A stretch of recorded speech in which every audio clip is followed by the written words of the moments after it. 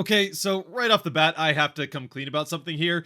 I know that as someone that covers the Kraken, I'm expected to have some explanations or insights as to what's going on with the team and certainly help explain things that don't make a lot of sense. That's what people come here for. But when it comes to the team right now, and especially how they've been playing each individual game here over the last week and a half or so, I got nothing.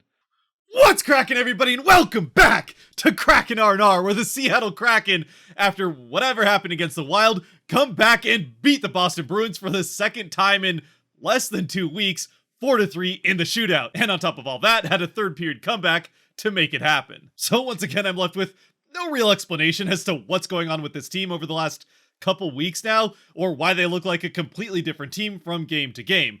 They'll beat the Bruins, the best team in the East, on the road at the end of an East Coast road trip, 4-1, then come back home and lose to a wild card team in the Red Wings.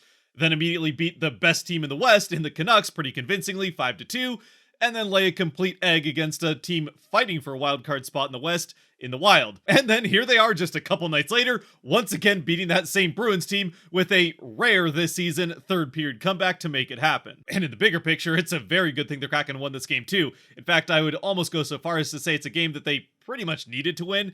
It is against a very good Bruins team once again, so definitely not a game that you can go in expecting to win. But with a lot of the other teams in this wild card race, even outside of the Wild who beat the Kraken, also winning here over the last few nights, the Kraken started slipping farther and farther away even from that second wildcard spot, so had they lost tonight and the Predators won their next game, the Kraken could have found themselves by the time they play the Penguins 9 points out of a wildcard spot, which at this point in the season would be a pretty big hill to climb. Thankfully though, we don't have to worry about that situation as the Kraken win this game to pull within 5 points of the Predators in that second wildcard spot, and they still have a game in hand on the Predators, so even if they do pull back to 7 points ahead of the Kraken with a win here before the Kraken play again on Thursday, the Kraken will still have 2 games to potentially make up 4 points to close that gap up a little bit more. Though it does have to be said that as we get into the game with the same lineup as the Kraken rolled out in the last one, with the exception of Grubauer back in net instead of Decord, and Yamamoto taking Cartier's spot on the fourth line, which actually, while we're on the subject, with that second move, Yamamoto coming in for Cartier, while it's probably not the decision I would have made, with Cartier certainly being the bigger and more physical player between the two against a team like the Bruins, sneakily, it might have been a very good decision by Hackstall coming into this game against a Boston team that had played 5 straight overtime games coming into this one against the Kraken. But we'll get into that a little bit more towards the end of the recap, because especially here in the first period, the Kraken just look outclassed by the Bruins for the majority of this first period. It's pretty much all Boston, which isn't terribly dissimilar to how the game started in the game in Boston between the two teams, although that one just kind of lasted for the first couple minutes before the Kraken really woke up into that game. Here, it lasts for the majority of the first, as the Bruins end up with, I think, 9 shots on goal before the Kraken get their second one on the Boston net. And unfortunately, one of those shots, the fourth one I'm pretty sure against the Kraken, about 5 minutes in, is a completely free breakaway for David Pastrnak, one of the best goal scorers in the NHL, and he demonstrates why with all the time he needs to skate in, outweigh Grubauer, and then just chip it over his glove and into the top of the net to give the Bruins the 1-0 lead. And as I've already said, coming out of what was Pasta's 700th career point on this breakaway goal, the Bruins continue to lay on the pressure and the shots on goal. Fortunately for Grubauer, this is the only one that's a breakaway, or at least the only breakaway for one of the best players in the NHL, so he's able to make the rest of the stops, and the Kraken survive and do get one little pushback towards the end of the first period, but even that isn't enough to catch up to the Bruins in shots on goal, and we get to the first intermission with the Bruins leading 1-0. Fortunately for the Kraken though, almost emblematic of this last stretch of games for them, they come out in the second period looking like a completely different team, immediately getting more pressure down at the Boston end of the ice than they got at all in the first period, which eventually leads to their first power play of the game. But it has to be said, this is not a very good power play from the Kraken. In fact, it's one of their worst power plays of the season, especially when it comes to ones that didn't give up a shorthanded goal, which at least they managed to not do that on the power play. And I would say that it was easily the worst power play of the game, but they somehow managed to have one that looked even worse later on in the period. Still, they barely can get the puck into the offensive end before it's immediately cleared back out by the Bruins over and over and over again. There's times in this power play where it seems like the Bruins have more control of the puck than the Kraken do. However, even in spite of how poorly the Kraken played pretty much this entire power play, in the final few seconds of it, they once again haphazardly get the puck into the offensive end, but Eberle gets it up by the front of the net and buries it into the back of it for his 14th of the season, and gives the Kraken the power play goal and ties the game at 1. With the assist coming from Matty Beniers and Olmark. Wait, Olmark? Isn't that the goaltender for the Bruins? Yup, it is, and sure enough, part of that haphazard entry for the Kraken is Beniers getting the puck into the offensive end, but without really any options. He just throws it towards the net or deep into the offensive end. It ends up on net with Olmark having the puck in a decent amount of space, so instead of just freezing the puck and going for a faceoff, he tries to get into the clearing party that the Bruins have been in this entire power play and tries to clear it himself, but as he goes for the clear, Eberle crosses right out in front of him. The attempted clear goes off Eberle's skate, is gloved down by him, and then he just backhands the puck into the empty net behind Olmark, who just has to watch the unfortunate play unfold. And for Olmark, although they no longer exist because he left Sportsnet, this certainly would have been a dang it of the year if Steve's Dangits were still around. Or at least a candidate for it anyway. The Penguins did score on themselves on a delayed penalty just a couple weeks ago, so maybe not the worst one, but it's a pretty bad play from Olmark that the Kraken will happily take. Eberle picks up his 4th goal, I think, now in the last 3 games, as he's really caught fire scoring here over this last stretch. And the Kraken somehow, someway pick up a power play goal on one of the worst power plays they've had this season. And then shortly after end up on another power play, which does get off to a better start. They get a shot on goal, which they didn't do until Eberle put it into the basically empty net at the end of the first one. And they also do end up drawing another penalty. It's a too many men on the ice towards the end of this power play that sends the Kraken to 5-on-3 for 23 seconds. They never really make anything happen with that 5-on-3. They pass it around for a little bit, but don't get a shot off. And then the following power play, as that extra guy comes out of the box to make it a normal 5-on-4 power play, is the one where the Bruins, I'm pretty sure, had possession for longer than the Kraken did in the remaining minute and a half of that power play. It doesn't go anywhere for the Kraken. The Bruins don't really get that close to scoring shorthanded, but they make the Kraken look pretty silly with the man advantage. And not only that, but they're, over the next couple minutes following that kill, able to turn it into some momentum back the other way for them in the back half of the second period. And eventually the onslaught at the Kraken end of the ice leads to Pasternak's 2nd goal of the game. It's a just very nice play between Zacha behind the net, who gets a nice backhanded pass through the legs, I think, of Borgen, who's defending pretty well. It's just a very nice pass. And then Pasternak crashing into the play. Wenberg, or maybe it was Tolvanen, is right there to try to defend it, but you got to give credit where it's due. It's a nice pass through the legs of a defender, and then a one-touch perfect shot to the far side by Pasternak that gives the Bruins back the lead 2-1 here late in the second, which they would carry into the intermission. Although before we move on from the second entirely, I do think it's also worth mentioning that late here in the period, not long after Pasternak scores his 2nd goal of the game to give the Bruins the lead, back in the Kraken end of the ice once again as the Bruins continue to get pressure there towards the end of the period, Geekie, the former Kraken, returning for the first time to Seattle, ends up getting hit in the face by, I don't know if it was a clean shot from one of his teammates or a deflected puck. Either way, he gets hit up high and immediately goes to the ice. McCann's right there to check on him, and obviously that's something he'd probably do anyway, but especially with Geekie having been a big part of this team for the last couple of years and well-liked in the locker room, a couple of Kraken players are right there to check on him. He does end up leaving the ice and going right down the tunnel, but would return for the third and play a pretty big role in at least one part of the third period. And then just seconds later, as though this puck was trying to reenact the movie Rubber, although it's a puck and not a tire, still made out of rubber. Either way, just seconds after it hits Geekie in the face and play gets restarted, another shot that I think is trying to get it in deep into the Kraken end of the ice from behind the blue line ends up hitting one of the linesmen in the side of the head. He too goes right down to the ice. Once again, it's McCann who's the closest guy there to check on him right away. After a while, he is able to collect himself. The refs huddle up, give him some time to recover, and he also ends up staying in the game. So fortunately, it seems like he was okay, although he was adjusting the side of his helmet quite a bit. So yeah, probably one he'll be feeling tomorrow. Fortunately, he stays in the game and Geekie would return, but a couple pretty scary moments there right in succession at the end of the second. So we go to the third period where the Kraken start things out even better in this third than they started out the second, getting immediate offensive zone pressure and a couple pretty good chances up towards the net, but just can't get anything to go. Fortunately, though, they are able to maintain that momentum as they don't end up with a power play early on to help kill it off.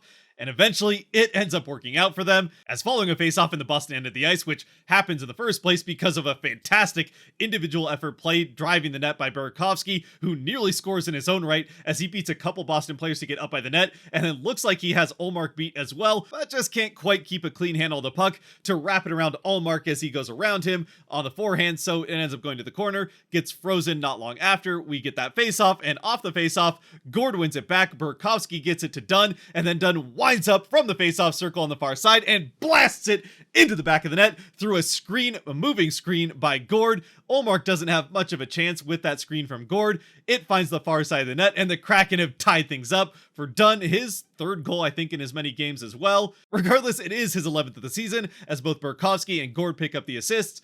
Burakovsky at least getting an assist, even though he could not buy a goal right now. He is incredibly snake-bitten with a number of chances to score goals, very good chances in this game, including the one that he created that led to this face-off in the first place. And for the Kraken, they've been dominating this third period and now have tied the game with still over 14 minutes left in it and a good chance to complete that comeback and win this game, maybe even in regulation. But the Bruins won't go away quietly, as they have a good response shift and nearly score to take the lead right back, as a crossing pass gets right across Grubauer's face to Marchand on the far side. He gets a couple whacks at it, one which Grubauer makes a pad save, and the second one which he's able to get a glove save, getting the glove over that pad as he gets his foot to the post. So two very good saves on Marchand to keep this game tied. And eventually the Kraken get a good chance back the other way, which won't go, but they do end up on a power play out of it. And unlike the power plays the Kraken had in the second period, this power play gets off to an incredible start.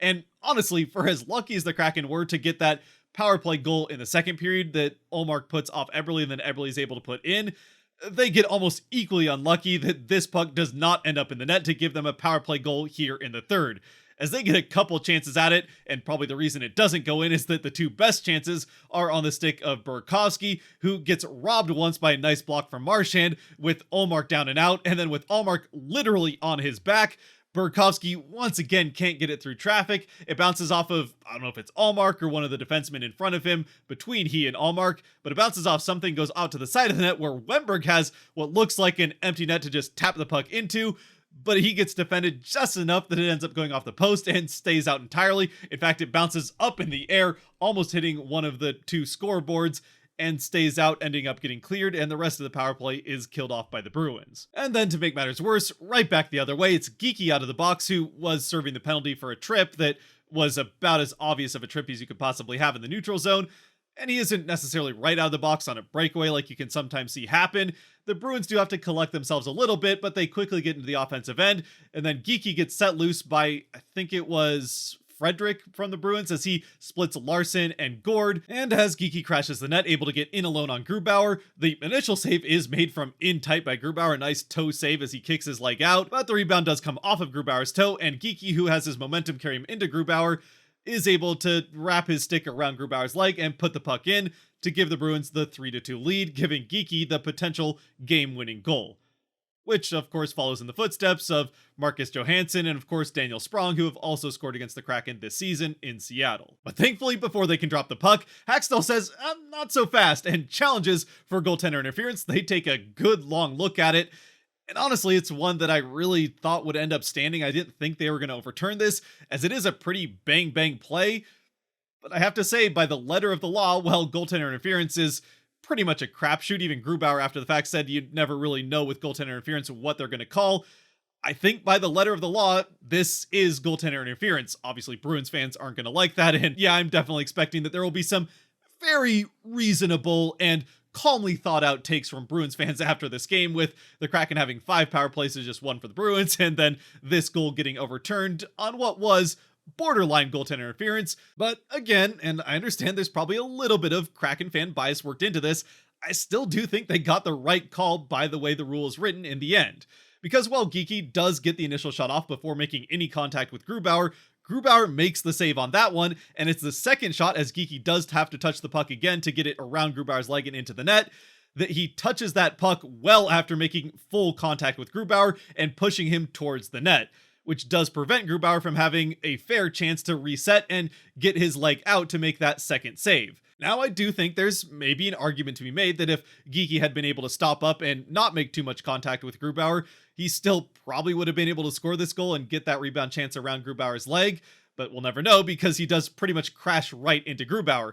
And it also matters that he wasn't touched by Dumoulin, who's following the play up, or any other Kraken player to push him into Grubauer. He just has his momentum alone carry him into Grubauer, pushing him and leading to that goaltender interference. And it might also be worth mentioning here that if Geeky's initial shot had, even with going off of Grubauer's pad and with the contact that Geeky has after making the shot, if that shot had found a way into the net before Geeky touches it a second time, it probably stands as a good goal. It's because the second touch by Geeky, which is the one that scores the goal, happens after the contact, that this is then goaltender interference.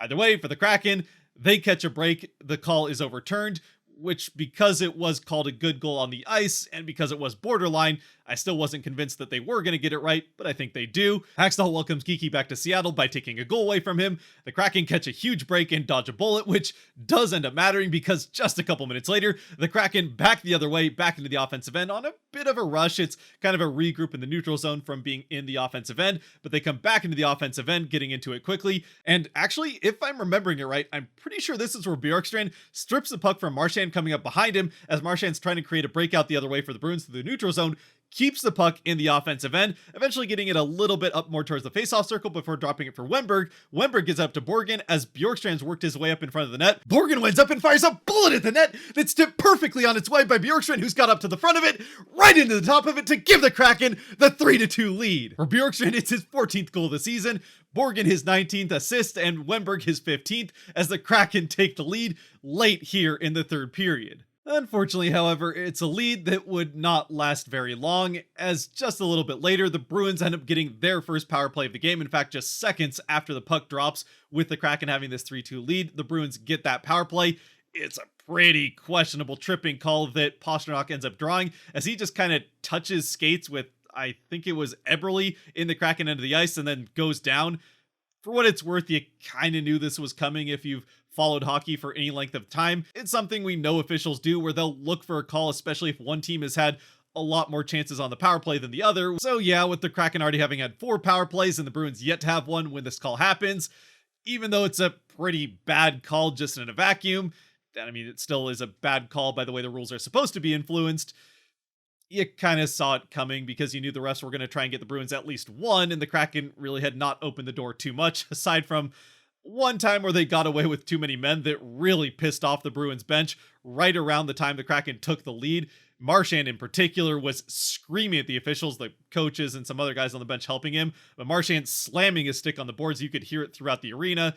But eventually the Bruins do get the call here on, again, a pretty bad call in a vacuum, but they probably deserved the power play with the too many men. And it's on this power play that towards the end of it, with about 14 seconds left, if the Kraken are able to kill it off, you like their chances of winning, although the Bruins will probably go empty net and then have the 6-on-5 chance. But it never ends up getting there, as eventually Pastrnak winds up, fires off a shot on net, and it ends up going in, which of course ties the game at 3, this time for real, late here in the third, as the Kraken fail to hold on to the lead to win this game in regulation with just a couple minutes left and just a couple seconds left in this power play. And at the same time, a smattering of Bruins hats find their way to the ice, as all of those fans, understandably so, believe this to be Pasternak's goal, giving him his third goal, all 3 Bruins goals, and the hat trick on the night.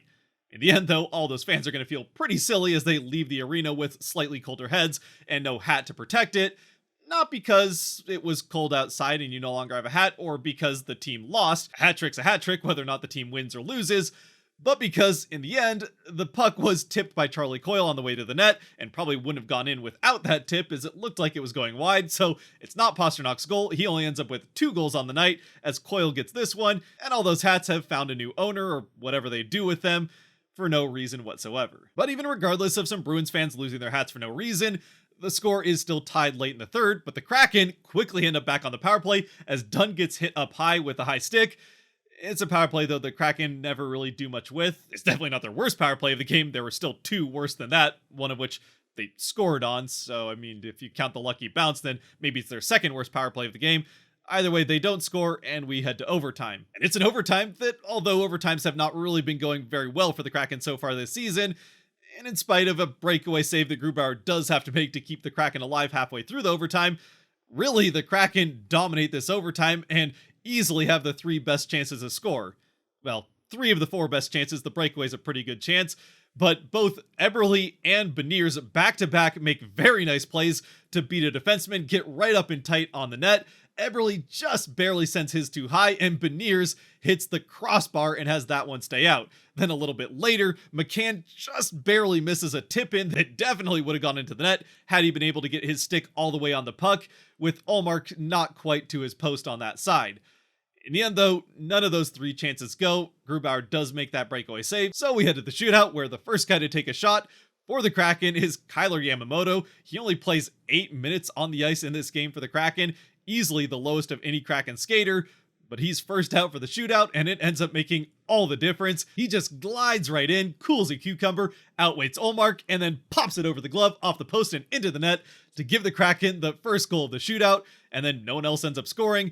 Grubauer makes all 3 saves at the other end, and the last of those 3 saves I think is especially worth mentioning, as it does give Grubauer a little bit of redemption for that breakaway goal he gave up to Pastrnak way back in the first period, as the third guy that comes in, the last chance for the Bruins, is Pastrnak himself. He skates in, tries a pretty similar move to what he scored in the first period on that breakaway with, but Grubauer shuts it down this time, and with that save, giving the Kraken the win. Meanwhile, both Tatar and Beniers are denied by Ullmark, but it doesn't matter because of the 3 saves by Grubauer and the goal from Yamamoto. The Kraken pick up the second point and win this game 4-3. So once again, it's a fantastic, if not somewhat frustrating game from the Kraken, and I only say frustrating because you really would like to see them consistently play the way that they have these last 2 games against the Bruins and that game in the middle against the Canucks, and not so much the way they did against the Wild. And I mean, the Detroit game, they at least get a point out in overtime, but they, I think, blew a lead to get to that point. So I'd like to see a little bit more consistency, again, especially considering that if they can beat in a 2-week span the best team in the East, or was when the 2-week span started, twice, and then the best team in the West once, yeah, you'd think you could probably beat some teams fighting for wildcard spots in the middle of that. So hopefully the Kraken can find that consistency, because they will need to do so with a tougher stretch of schedule here over the next couple weeks before things lighten up in the middle of March. And especially with the trade deadline coming up, if things do start to slide out of their control here in these next couple weeks against some tougher teams, they might end up trading away guys like Wemberg or Schultz, and that does make then even an easier schedule look a little bit harder down the stretch, and certainly makes catching back up by 9-10 points a much more challenging task. Either way though, for now we can certainly enjoy another big win against the Bruins, a comeback win in the third period, which have been few and far between. It's either the first or second time the Kraken have gone into a third period with a deficit and ended up winning the game, so yeah, fun game in a lot of ways, and we'll get to enjoy it for a couple more days until Thursday, when the Kraken face another team in black and yellow that they have fared pretty well against in the Penguins. Plus, we also get to put an exclamation point on this win with the Kraken 3 stars to finish things out. As always, brought to you by the patrons over on Patreon. A quick shout out in particular to the newest patron, Andriy Melnik. I hope I'm pronouncing that correctly. I probably got it a little bit wrong. Feel free to correct me down below. And if you do want to help decide these Kraken 3 stars after every Kraken game, you can help support on Patreon over as well, supporting a little bit more than you already are by watching the video to this point. And with the first star, I gotta go with Philip Grubauer. He doesn't end up getting an official star in this game, which I feel like is an absolute travesty. He was incredible in net for the Kraken, came up with a couple of big saves in this game, and obviously gets the redemption from letting in that breakaway goal against Pastrnak, which is understandable. One of the best goal scorers in the NHL with a completely free breakaway. Yeah, you're probably going to feel like that's going in the net more often than not. But he makes up for it, redeeming that by saving the last shootout goal, which was also Pastrnak coming in there. With the second star, though, this is a guy that I probably wouldn't have given a star to if it was just me, maybe more of an honorable mention, but he's the only other guy other than Grubauer that was mentioned in every comment so far on Patreon. It's Kailer Yamamoto with the goal that does make the difference in the shootout. He didn't really show up a ton that was noticeable in regular play. Again, does play the least of any Kraken player, but he made the difference when it mattered most at the end of the game to give the Kraken that second point. Obviously, Grubauer at the other end making the difference there. And that does then leave quite the number of options for who the third star could be. A number of other players being mentioned over on Patreon by at least one person. Burakovsky was a great mention. He does get the assist in the game, but easily could have had 2 or 3 goals. Again, he just has no manner of luck right now. Horribly snake bitten. He's doing everything right, getting right up to the net, creating dangerous chances, but just can't get that last little bounce or whatever he needs to get the puck in the net. Eventually he'll get one, and then the floodgates should open for him. But right now he's just creating the chances and not getting the payout. There's also Dunn, who scores a goal, Eberle, who scores another goal and continues his incredible run. But in the end, I'm going to go with the third star being Oliver Bjorkstrand. He too has a fantastic game, and for the first time in a while for him, has the payout of that goal with the fantastic tip, and not only the tip, but also the strip of Marchand that set that whole play up in the first place. So, although you could go with any number of players, and I'd love to know who you would pick down in the comment section below, I'll go Grubauer 1, Yamamoto 2, and Bjorkstrand 3. Other than that, though, let me know what you think of this game down in the comment section below, how you're feeling about this seesaw, teeter-totter roller coaster of emotion of games from the Kraken, beating a good team, losing to an okay team, beating a good team, losing to an okay team, back and forth, back and forth. At least this one was on the fun, beating a good team end of things, so we can enjoy that for a couple of days. And with that, if you have made it to this point, thank you very much for watching. If you did like or enjoy the video, but that kind of stuff, but down below helps support the channel, so I'd appreciate using them. Like and subscribe, of course. And until next time, stay safe out there, be good to each other. God bless, and go Kraken!